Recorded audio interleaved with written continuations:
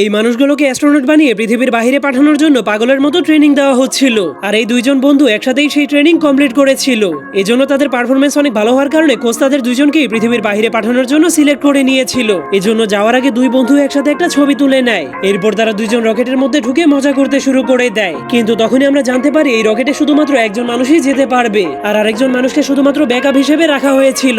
এরপর বিজ্ঞানীরা জলদি করে সেই রকেটটাকে পৃথিবীর বাইরে পাঠিয়ে দেয়। কিন্তু তখনই হঠাৎ করে সেই রকেটে কিছু একটা সমস্যা দেখা দেয়, যার কারণে পৃথিবী থেকে সেই রকেটের সিগন্যাল বিচ্ছিন্ন হয়ে যায়। এজন্য লিভারগুলো অটোমেটিক ভাবে নিচে নামতে শুরু করে দেয়। কিন্তু তখনই হঠাৎ করে সবাই স্পেসের মধ্যে একটা জ্বলন্ত বইকে উঠতে দেখে, আর এটা সেই বই ছিল যেটাকে যাওয়ার আগে এই লোকটা তার বন্ধুকে উপহার দিয়েছিল।